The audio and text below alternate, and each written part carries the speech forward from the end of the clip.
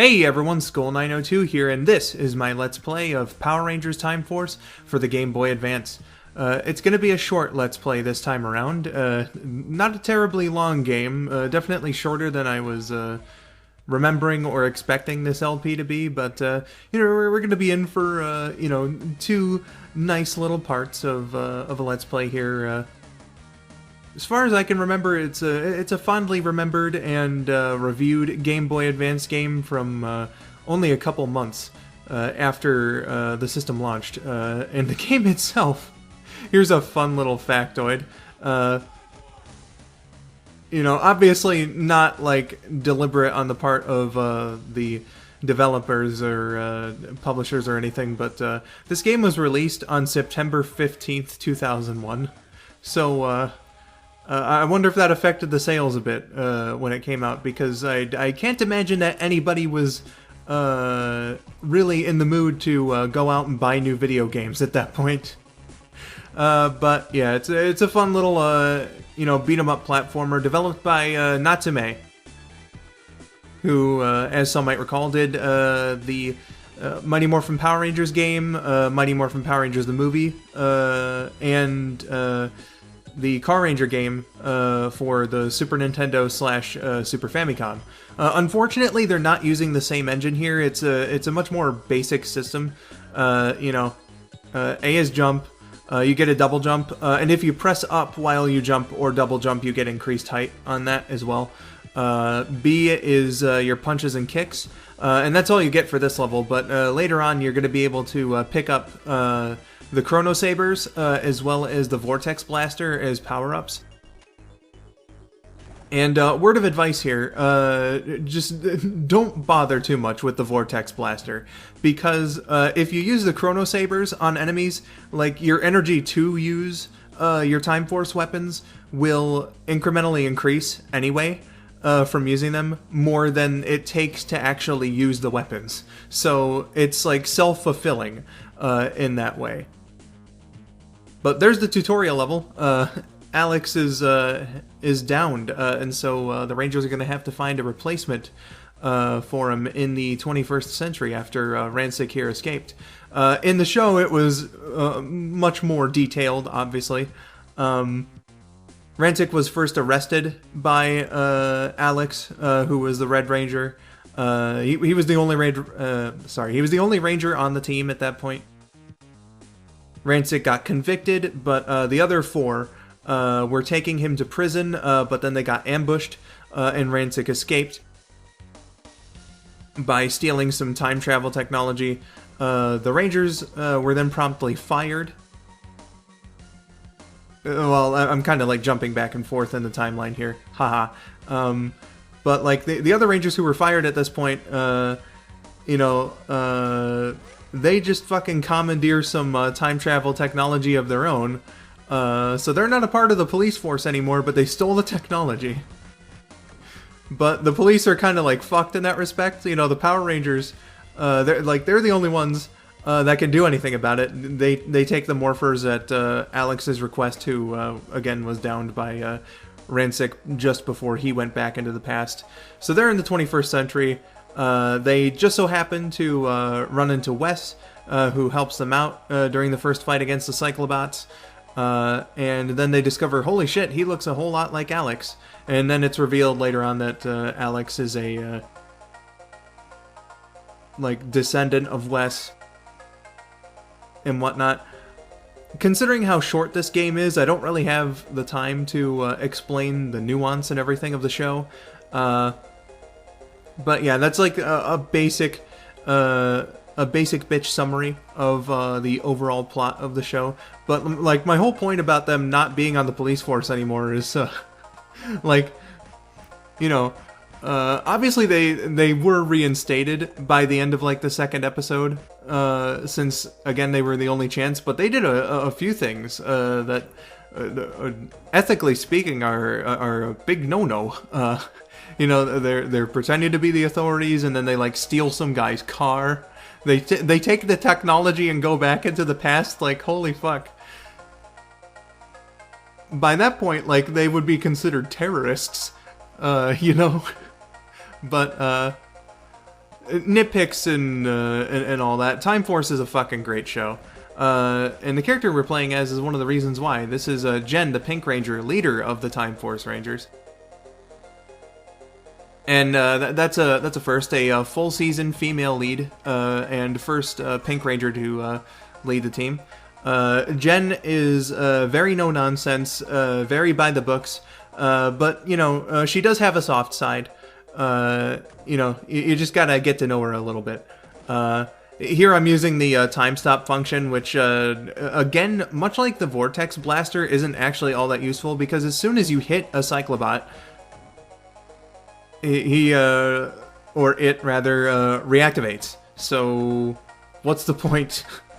It can still fucking hit you, even when the others can't. And I suppose, like, the others not being able to hit you is a bit of a nice bonus.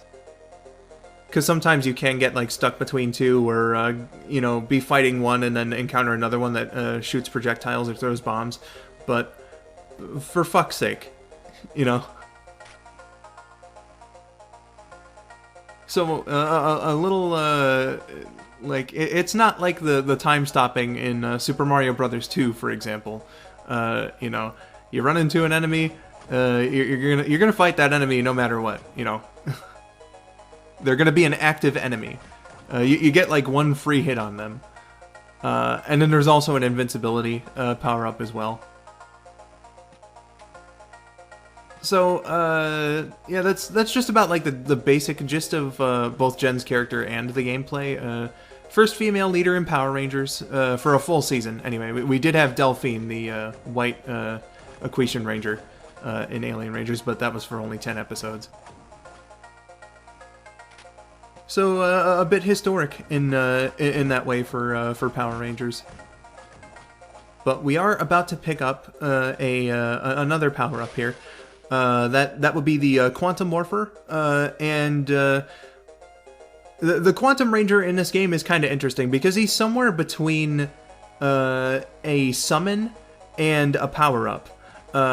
Because he's not like an unlockable character. It's not like we grab this thing once and then we can just select the Quantum Ranger whenever we want. He only shows up when you get the Quantum Morpher in the levels.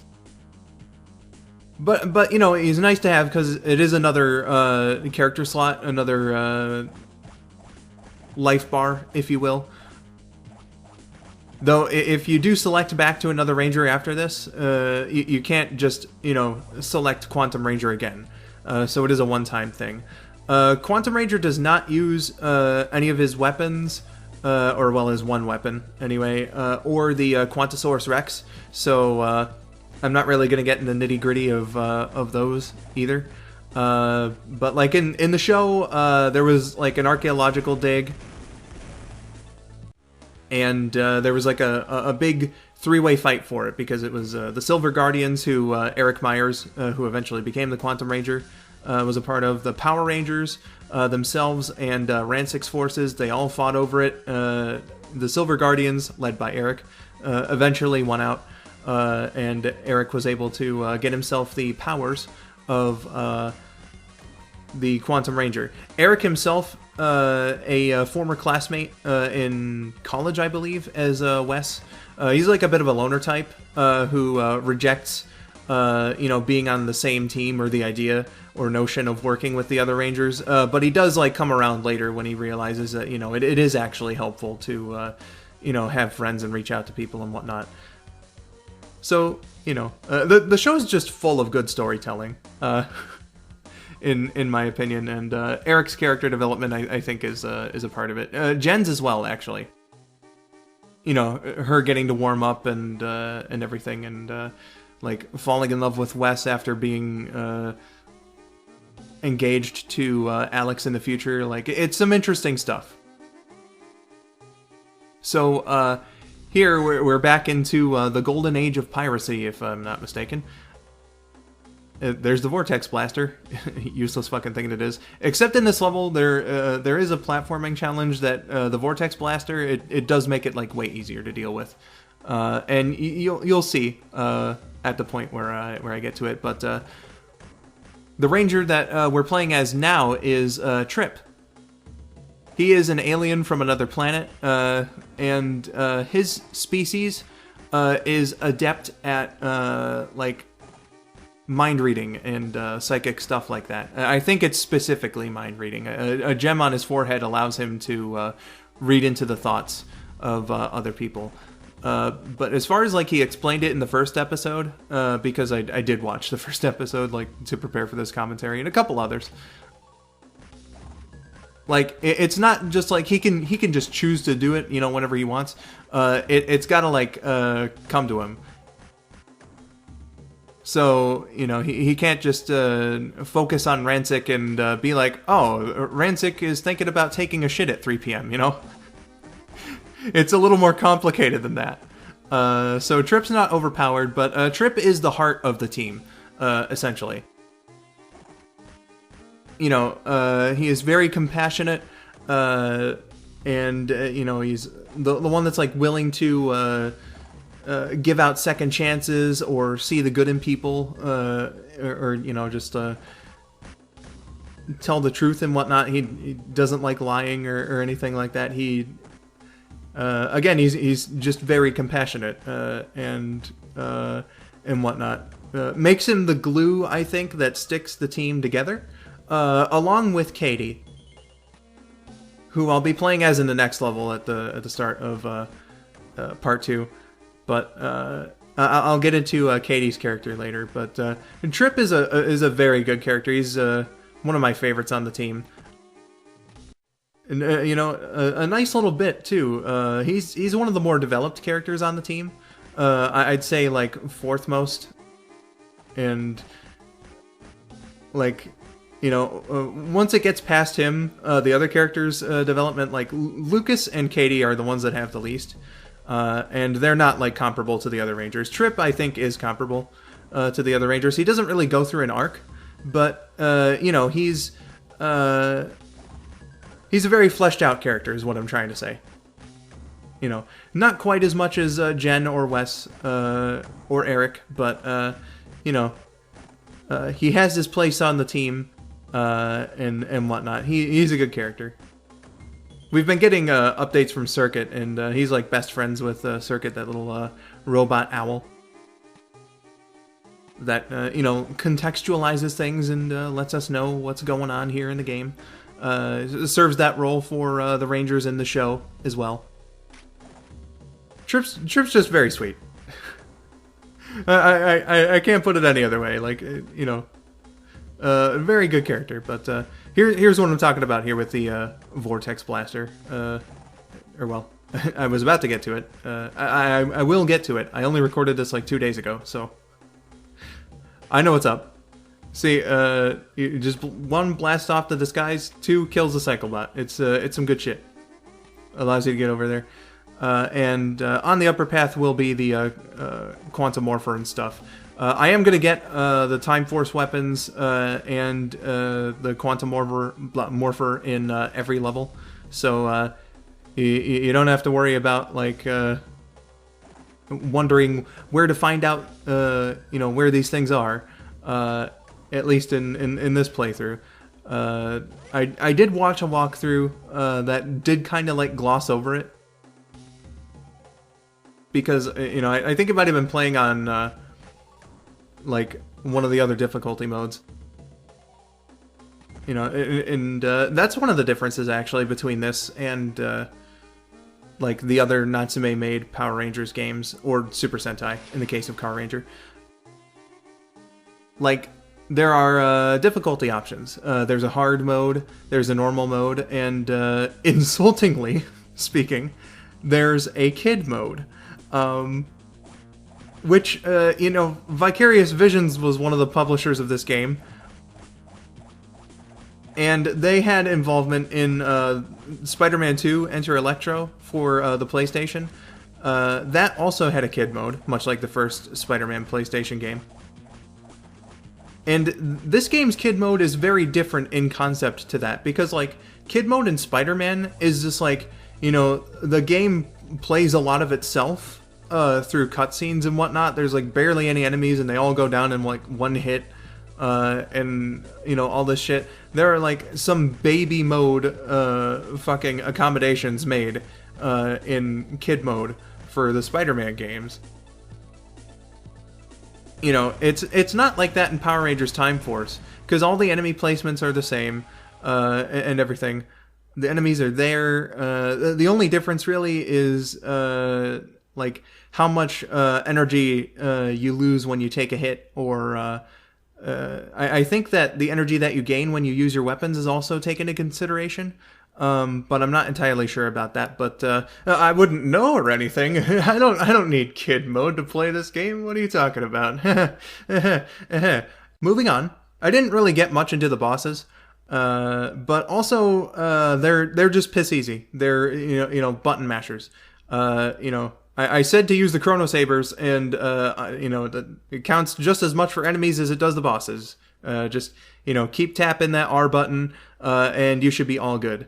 I used a USB Super Nintendo controller, and if there's one thing that I can say about that, you should probably not map the R button to the actual R button of the controller if you're going to use this strategy, because like my hand felt so fucking tired after both attempts of recording this game, and like after every time I beat this game, except the first, because I didn't really realize the concept of the Time Force weapons, because I'm an idiot. But whatever.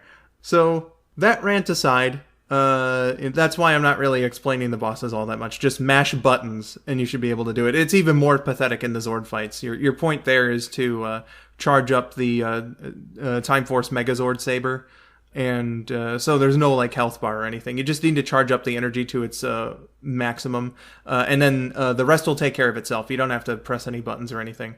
Once that energy bar is full, it'll go into countdown mode, and just boom, the boss is done and defeated.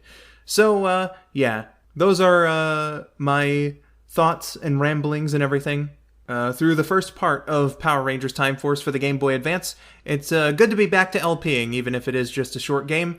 But I do have to be going now because this has been going on for a bit long. So I'll see you guys in the next part. I have been Skull902. Thank you for watching, and have yourselves a wonderful day.